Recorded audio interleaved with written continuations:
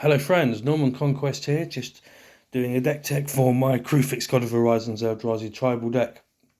This one's for my friend Josh. He really wanted to see this deck, so the way I order my deck is by mana cost and then alphabetically.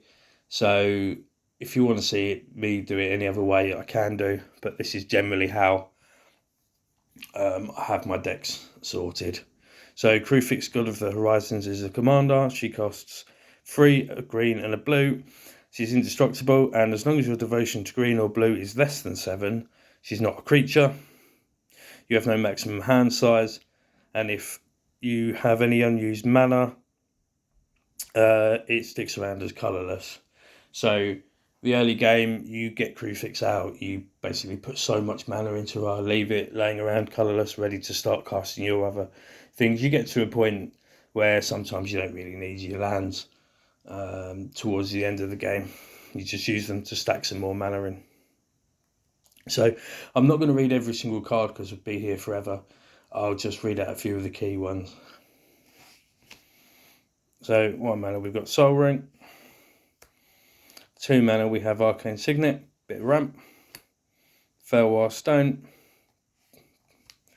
Nest Invader, that brings a token in with it, so 2 for 1. Simic Signet. Tide Drifter for a buff on toughness. Awakening Zone makes a colourless card in your upkeep. Benfic Infiltrator, that's just in there as a body. Call of the Scions makes 2 tokens. Cultivate, bit of ramp. Cultivate a drone, bit of ramp to only use to play colourless spells or activate abilities of colourless. That does become fairly relevant. It doesn't go into Kru very well, but it can still become relevant to cast some stuff. Eldrazi Sky Spawner makes another dude, 2 for 1. Growth Spasm, finds a land, puts a dude in, 2 for 1. Kadama's Reach. Realm Walker, so you can start playing Eldrazi off the top of your library. Ruination Guide, another buff to the power. Scion Summoner, this brings a dude with it, so 2 for 1. Titan's Presence, as additional cost to cast it, reveal a colourless creature from your hand. That's most of them. You can exile target creature if its power is less than or equal to the revealed card's power. As we get towards the back end of the deck, you'll see that we've got some quite high powered stuff, so basically exile anything. Unnatural Aggression, that's a fight spell, but the creature gets exiled if it dies. Victory Chimes, this is one of the MVPs of the deck. It taps for a colourless and it untaps during each other player's untap step, so you can just every turn, every person's turn, get an extra colourless to sit into Kru. Vile Redeemer, when that comes into play, you can play a colourless and you get an Eldrazi Scion token for each non-token creature that died this turn, so really good in response to a Wrath. You can kind of reset your board. Void Attendant, that puts cards from exile into a graveyard. There's not loads of ways of doing this, but there's a couple. Void Grafter gives something hexproof at instant speed. 1 Power Stone. Adverse Conditions taps 2 creatures. They don't untap in the untap step, and you get a dude. Emrakul's Influence, when you cast an Eldrazi creature with converted mana cost 7 or more, draw 2 cards. That comes clutch in the later game. Eyeless Watcher makes 2 dudes, so 3 for 1. From Beyond makes a dude in every upkeep, and you can sacrifice it to search for an Eldrazi card, reveal it, put it in your hand. So late game, when you don't really need the mana, go off and find one of the big win conditions. Greater good way of drawing some cards. Incubator Drone brings a friend with it, it's 2 for 1. Kozilek's Predator brings 2 friends with it, so 3 for 1. Thought Harvester, that's one way of exiling your opponent's cards from their library for you to put them back for the few cards that are interested in that.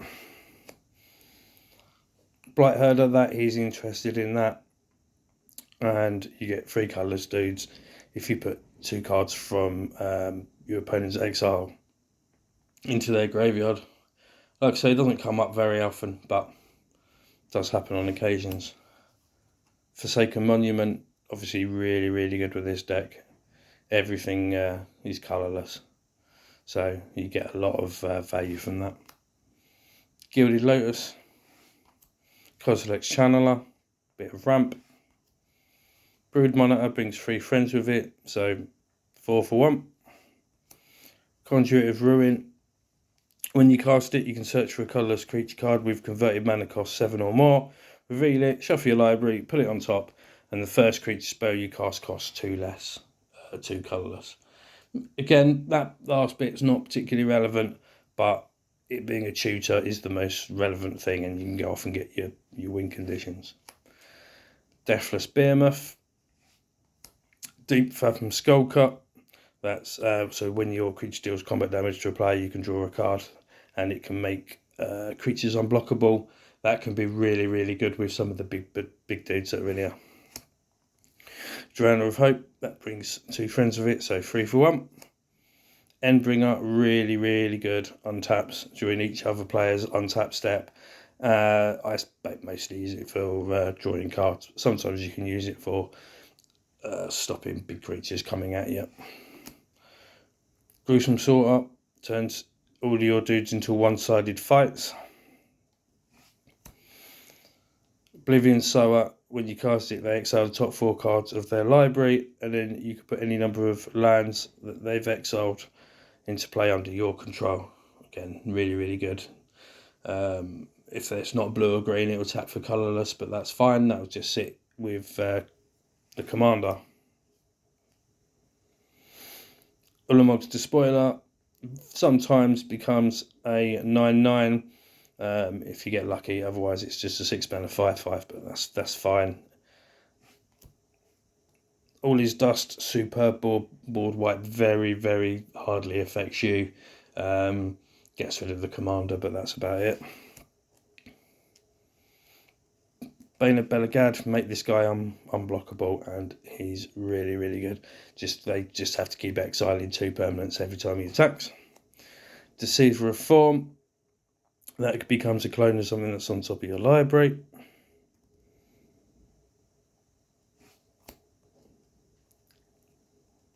Rune Processor, again, not something you end up doing too much, but you can gain life off it. Skewed Invasion makes 5 guys for 7 mana. Not the best card, but it's 5 guys.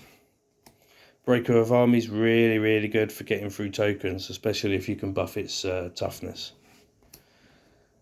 Elder Deep Fiend, when you cast it, tap up to 4 target permanents. That's won me games, just tapping down blockers and commanders and stuff. Ulamog's Crusher, that's from my favourite ever Magic set. I loved Rise of the Eldrazi, so he has to go in. I've won many a draft with him. Artisan Kozilek gets creatures back when you cast it. Void Winnower, your opponents can't cast spells with even converted mana costs, and your opponent can't block with creatures with even converted mana costs. That can just win games just on its own. Decimator of Provinces, like an overrun on a dude. Desolator Twin, 10/10, brings a 10/10 with it. Another really, really good one. Kozilek, Butcher of Truth, everybody knows this card. When you cast it, draw 4 cards, annihilate at 4, and then when it dies, it gets shuffled back in. Spawn Sire of Ulamog, you can pay mana to make more dudes. I very rarely use the bottom ability, unless something of mine's been exiled. Paraphraiser can only be blocked by 3 creatures of Annihilator 3, so they have to sacrifice 3 permanents when it attacks. Ulamog, Infinite Gaia. When you cast it, destroy a permanent. Annihilator 4, indestructible. When it dies, shuffle it back in. It that betrays, Annihilator 2. When an opponent sacrifices a non-target permanent, you put that card onto the battlefield under your control. Really, really good. That's another one I tend to tutor up quite a lot. Now we're on to the lands. So, Blighted Cataract, colourless and a bit of card draw. Blighted Woodland, colourless and a bit of ramp. Breeding Pool, Eldrazi Temple. Eye of Ugin, lets your colourless Eldrazi's cost less and it's a tutor. Flooded Grove. And we've got basic lands 1, 2, 3, 4, 5, 6, 7, 8, 9, 10 forests. We've got the islands 1, 2, 3, 4, 5, 6, 7, 8, 9, 10, 11 of those. Lumbering Falls. Nice bit of mana fixing. Mirror Pole, you can use it to get a token copy of whatever your best creature is if you don't need the land. Ruins of Oran Reef, another nice little one, especially if you make a load of tokens, you can put counters on them. Sanctum of Ugin, when you cast a colourless spell, converted mana cost 7 or more, you can sacrifice it. If you do, search your library for a colourless creature card, reveal it, put it in your hand, shuffle your library. Don't do that very often unless it's sort of really towards the end of the game and I need that big creature to push through for my wimp. Seagate Wreckage allows you to draw a card if you've got no cards in hand. Shrine of Forsaken Gods taps for a colourless or 2 colourless to spend on colourless spells, but only if you've got 7 or more lands. It's generally not an issue. Simic Guildgate. Spawning Bed, sacrifice it to get some dudes. Again, another thing to do in the late game if you've got enough mana with your commander. Temple of the False God. 1 copy of Waste because I wanted 1 in. And Yavimaya Coast. So that's the deck tech for the Eldrazi Tribal deck. So if you'd like to see any others, please let me know in the comments. Let me know what you think. If you'd like to like the video, then go ahead. That would be appreciated. But other than that, thank you very much. Thanks for watching. Take care.